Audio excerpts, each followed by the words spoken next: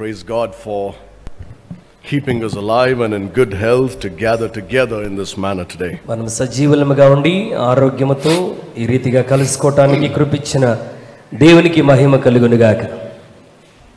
We have been speaking about the cross of the Lord Jesus Christ. యేసుక్రీస్తు ప్రభువారి సిలువను గురించి మనం ధ్యానం చేస్తున్నాం. We have seen the efficacy of the cross of Christ in saving lost sinners. మరి Calvary సిలువ యొక్క సమర్థతను గురించి మనం నేర్చుకొని అనేకమైన సంగతులు మనం ధ్యానం చేస్తున్నాం. And giving them eternal life. మరి నిత్య జీవాన్ని మనం ఏ విధంగా పొందుకుంటున్నామో మనం ధ్యానం చేశాం. Now the last 4 times that I've preached here, మరి గడిచిన 4 సార్లు నేను ఇక్కడ బోధించాను. I've preached on doctrinal matters regarding the cross.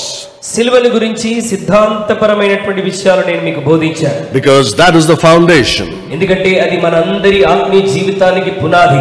Without that foundation you cannot build in your practical life. ఆ విధమైన పునాది చేత మన ఆత్మీయ జీవితాన్ని ఆచరణాత్మకంగా మనం కట్టుకోలేము. Those are things which we must understand about the cross of Christ. గడిచిన దినాల్లో మరి మనం నేర్చుకున్నటువంటి విషయాలు సిలువ చెంత అవి చాలా ప్రాముఖ్యమైనటువంటివి. But what about our practical lives? అయితే మన ఆచరణాత్మకమైన జీవితాన్ని గురించిన సంగతి ఏంటి? The cross is efficacious in giving us salvation.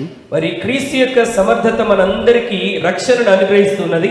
And it is efficacious in protecting our salvation. అంత మాత్రమే కాకుండా అది మన రక్షణను కాపాడుతున్నట్లుగా మనం చూస్తున్నాం. But what about the work of the cross in our day-to-day lives? అయితే మన దైనందిన జీవితంలో క్రీస్తు సిలువ చేసేటువంటి కార్యం ఏమిటి? It's not just something that's limited to salvation. Calvary సిలువ కేవలం రక్షణకు మాత్రమే ఉన్నటువంటిది కాదు. But it's something that provides sanctification to us on a day-to-day basis. Calvary సిలువ మన దైనందిన జీవితంలో ప్రతి విశ్వాసికి పరిశుద్ధతను అనుగ్రహిస్తున్నది. How does it do that? అది ఏ విధంగా జరుగుతుంది? It does it by helping us defeat our enemies. మన యొక్క శత్రువుని ప్రతిదినం జయించడానికి సహాయం చేస్తున్నట్లుగా ఉంటున్నది. It defeats our enemies who try to bring us back once again into our old sins. మన యొక్క పాపముల నుండి విడుదల పొందిన మనని మరలా పాపంలోనికి లాగటానికి మన శత్రువు ప్రతిదినం ప్రయత్నం చేస్తాడు. You see, the enemies could not stop us from getting saved.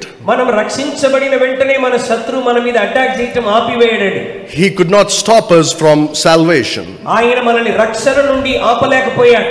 But he will try his best now to stop us from living a sanctified life. అయితే రక్షించబడిన మనము పరిశుద్ధమైన జీవితం జీవించకుండా వాడు చాలా ఆటంకపరచడానికి ప్రయత్నం చేస్తాడు. So Jesus' death upon the cross యేసుక్రీస్తు ప్రభువారి యొక్క మరణము కల్వరి సిలువలో provides salvation to us on a day-to-day basis, sanctification on a day-to-day basis. ప్రతి దినం మన జీవితంలో మనకు పరిశుద్ధతను అనుగ్రహిస్తున్నది.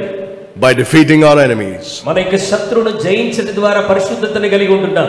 The question is, who are our enemies? ప్రశ్న ఏంటంటే మన శత్రువు ఎవరు? We have 3 enemies. We have 3 enemies. మనకు 3 రకాల శత్రువులు ఉన్నారు. The first one is the world. మొట్టమొదటిది లోకం. Then you have your flesh. రెండవది శరీరం. And the third one is the devil. మూడవది అపవాది. We must realize that we are engaged in a warfare. మనందరం కూడా పోరాటంలో నిమగ్నమై ఉన్న మన సత్యాన్ని గుర్తించాలి. And we must recognize our enemy.